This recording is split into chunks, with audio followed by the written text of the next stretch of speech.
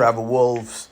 I got a bunch of things to talk about the next couple of days. So today I'm going to talk to you about one of my favorite stories, the Allegory in the Cave, because to me, it is a perfect parable for the people who say escape the matrix or you escape the matrix, all that type of pop culture pop culture shenanigans we got ourselves into. I don't even know how we got into that, but whatever. This is where that comes from. But more importantly, I just want to start you guys from day zero. Before I get into everything, I got to start you guys from day zero. I believe it's only fair to show you the route and give you time to ingest this. If you want to go pick up the book, it's called The Republic. I believe it's by Plato or Aristotle. I think it's by Plato though. The Republic, and in the Republic, if you read the whole Republic, you'll see the story called the Allegory of the Cave. It's one of my favorite stories. And I've spent actually several years analyzing it, trying to figure it out myself for my own, inner growth, right?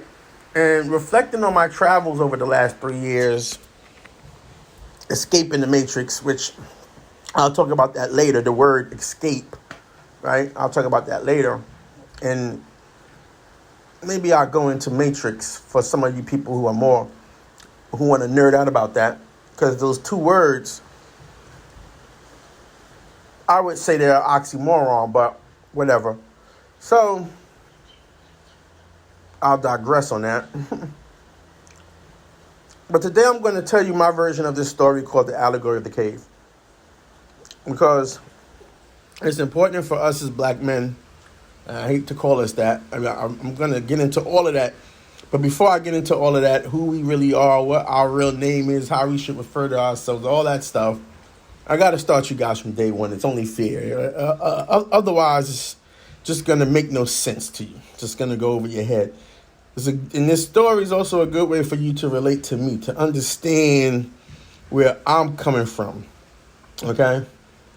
And off topic a little bit, I'll just say this, that one thing I learned about my travels is that we are definitely out of our league. Okay? Because, again, the same behaviors exist, right? We got a couple of people only interested in their own pockets, only interested in themselves. And that's fine if they want to do that.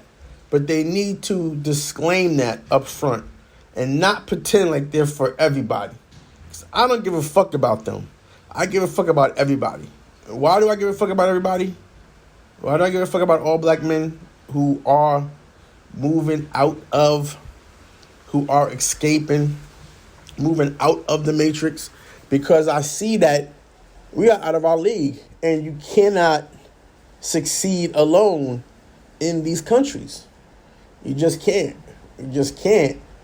You just can't. Not for a lot of reasons. Like I did a video about it, and I don't want to detract from this video, but I did a video about it.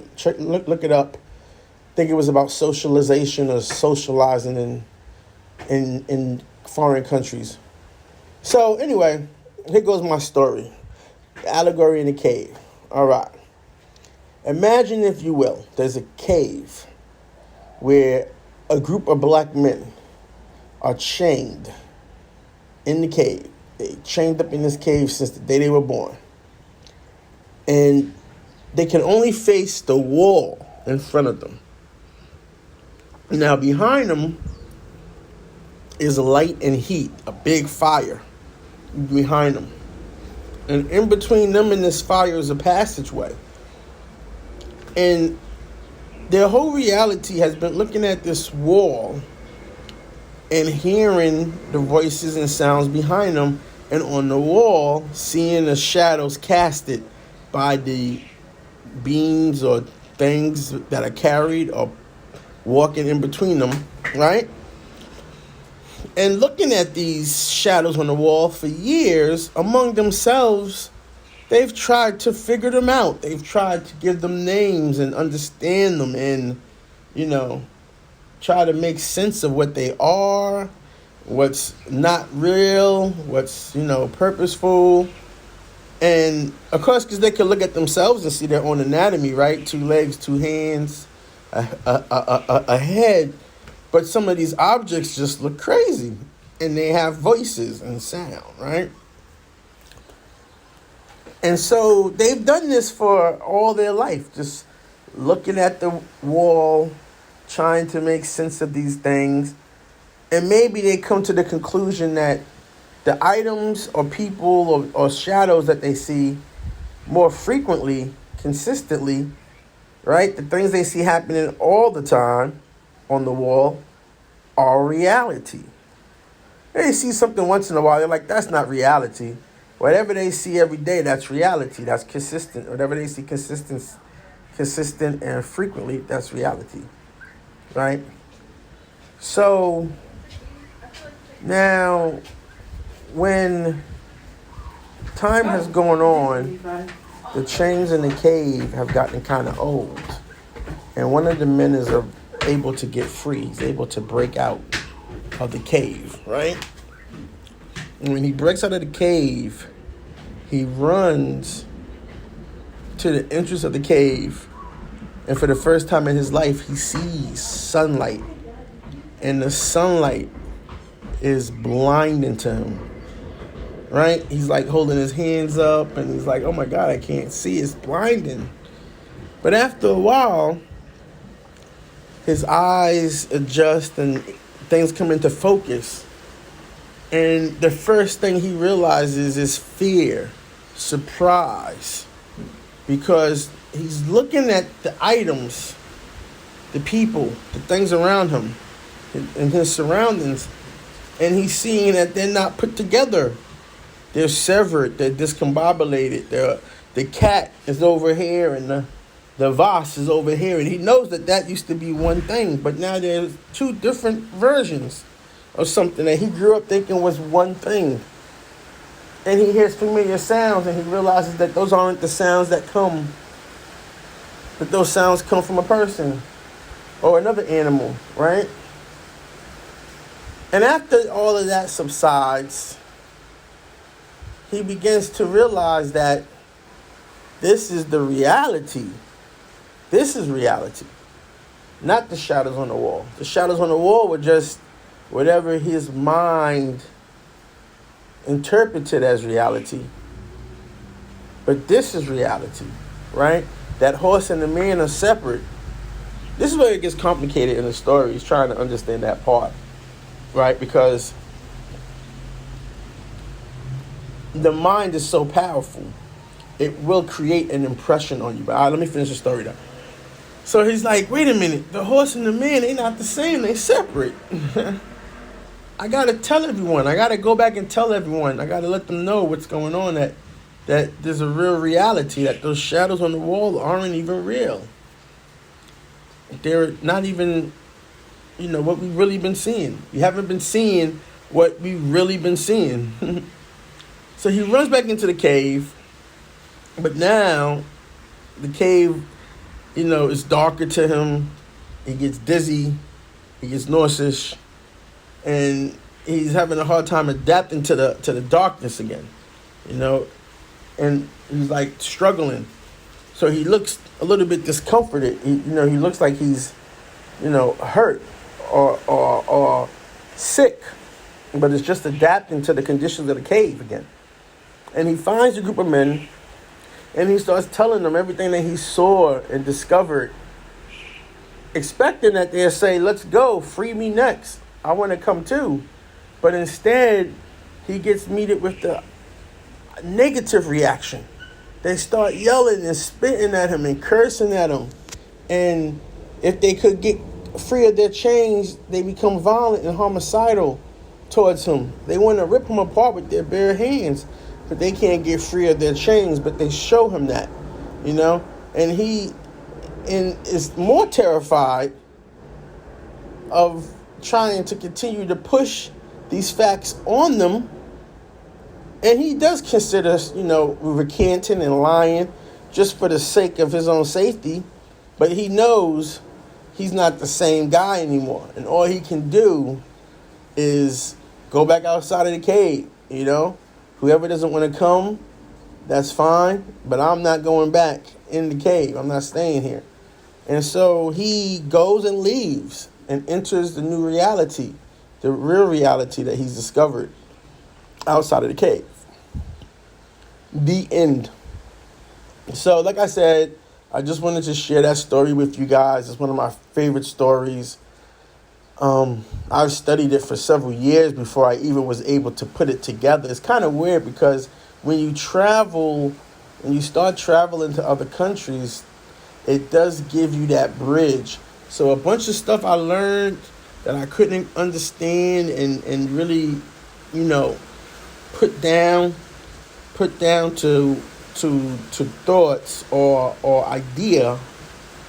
When I started traveling to the foreign country, it was the bridge. So I've been looking at the allegory for a while, but I couldn't put it together because I hadn't bridged over to the reality, And once I bridged over to the reality, I was like, oh, wow, all this makes sense now. You know what I'm saying? So I did a video about that too, about I didn't sign up for this. When I started traveling, I didn't sign up for all this competition and just people with their bravado and posturing and all the just ridiculous insulting nature of black men that I've experienced through my travels. I didn't sign up for any of this. I just signed up to have fun, have a good time, get some laughs in, maybe have a couple of memorable experiences and a couple of those remember that time when moments, And I realized even coming briefly visiting back home in my household, the same reception. And what I learned from the allegory is that the thing is that the person I become now through traveling, through escape, through moving from the matrix, through leaving the cave, it creates a violence. It creates an unshakable feeling in people because they know that they're still stupid and ignorant. I show them that they're still stupid and ignorant, And that's what I took from the allegory of the cave. All the times I've been sitting around in my room trying to figure it out and figure out what was going on in my life and the reception I was getting. Because I was still getting the same reception before I started traveling, but I couldn't understand why. I needed to go to the bridge to understand why. Because as I was developing, I have this motto now, I'm not that guy anymore. Old friends, old acquaintances, they come around and, we reminisce, but I'm not that guy anymore. I'm not going back to that way of thinking or that life or things like that, And that's what I realized was going on. So that's the impact of traveling. That's how it can have on your development of your psyche and your mentality. Now, there's 3 things going on out here in the world right now. So there's, I don't like to call people morons or stupid, but there's nothing going on, which is most of the people. There's nothing going on, right? That would be that. And then there's smart. And how do you know if you're smart? Well, if you're smart, you ask a lot of questions. Smart people have no answers, but they ask a lot of questions. That's how you know you're smart. And I remember, growing up as a kid, I used to ask my mother and father, and we'd be on road trips traveling. I'd wake up in the morning, like 4 a.m., and I would say to them, hey, what's in front of the car in front of all the cars, Does someone get up early in the morning and be the first and only car on the road for how long before another car appears behind them? And do they drive on and just to stay the only car in front of them? I always thought that was a great causality loop example. Like a car leading all the other cars. But again, in the loop, you realize that every car is the first car. Anyway, That's my question, though. I came up with that answer myself when I became intelligent. Now, you can become intelligent, and sometimes you're just naturally intelligent.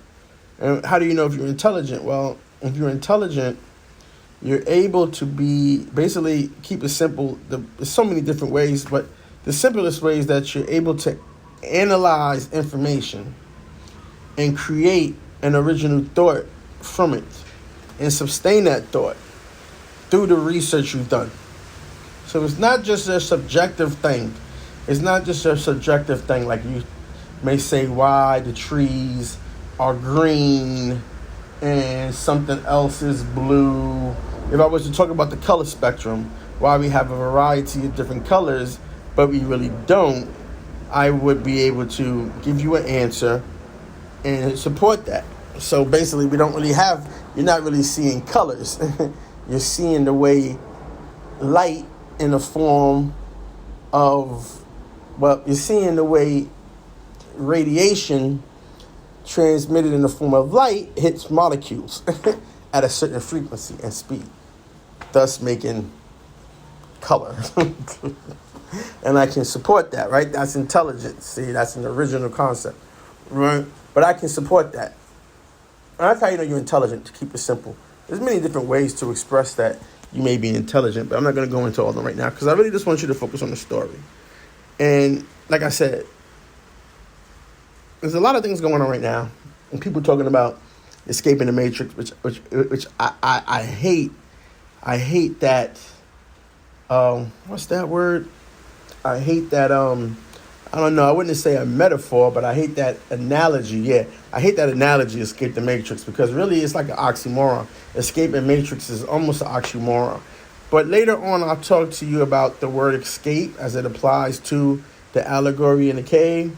And I'll talk to you more about the matrix and what it really is as it applies to the allegory of the cave. Because, another example, if we keep talking about there's a matrix, then that means all these people admit that our universe is a holographic projection, a simulation, right? Assimilate, not assimilate, but a simulation. It's not real. So thus our universe is not real. And I don't think none of them are that intelligent to even comprehend what they're talking about. So I think it's just a cool pop culture way to express, your grievances without having to solve them. You blame it on something that you don't even agree. You blame it on a hypothesis that you don't really agree to, or a conspiracy theory that you don't really even support. You blame all your grievances on something that's illusionary to justify it. So basically, you're saying that there's no point. All hope is lost. All you can do is escape, or you can move out of the matrix. The matrix is the problem. I can't change the matrix, so therefore, all I can do is leave the matrix. But I don't want to go into all that. But if there is a matrix, and it means that our universe is a hologram and everything's a simulation, then there is no escaping. There is no leaving it. It's everywhere. So, but anyway, I hope you guys like this story. I hope it gives you a lot of insight into what it means to become a traveler for the first time. I hope you experience your journey and come away with more than I have. You know what I'm saying? Because that's what it's all about. And I really encourage you to get out here and travel. And don't let them call you no names, because that's all part of the game. They always got to give us a name. Always some derogatory name. Why is it so hard just to say to people success? Why don't they call it the success bros? They always got to give it some bullshit name. There's always something. And that might be something to research. If anything you do that's supposed to be successful, I don't know. Do they call it? They don't call us the money bros. I guess maybe if we all, well, I guess if every black man was a millionaire, they would call us the money bros, and they would mean that derogatory, like, money can't buy everything. You would see how quickly all that would change, but we know that's not going to happen. They're not every black man. Well, technically, we can all make $1 million, but I don't know what's going to happen if we all try. You know, it's no way to predict what will happen if we try. I mean, I know what will happen if we succeed, but there's no way to predict what would happen if we all tried to make $1 million. If every black man in North America, and I hate calling us that, but I'll get to that in a minute. Every black man in North America attempted to make $1 million and succeeded. I know what would happen if we succeeded, but I don't know what would happen if we attempted.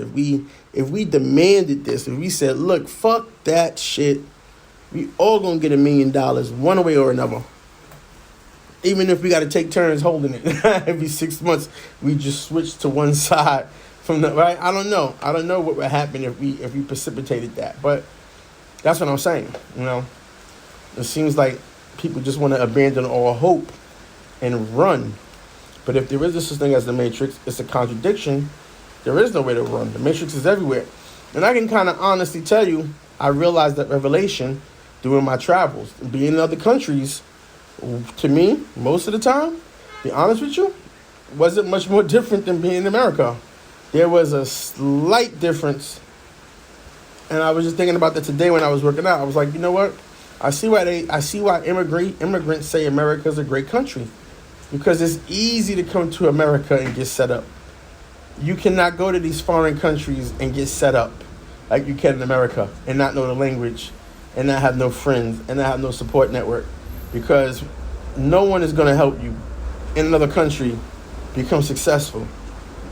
But if you come to America, we have programs and people here that will help you become successful as an immigrant. And we know that's a fact. You know what I'm saying? We know that's a fact. So I can see why. I would say it's way better to immigrate to America. I know it sounds crazy, but it is way easier to immigrate to America than it is to another country. So, all right, with that, guys, I'm going to go. Hope you enjoyed this video. Let me know what you think in the comments. Check out the story, The Republic. And to then travel wolves, run wild. Woo! Got to come up with a catchphrase for you guys.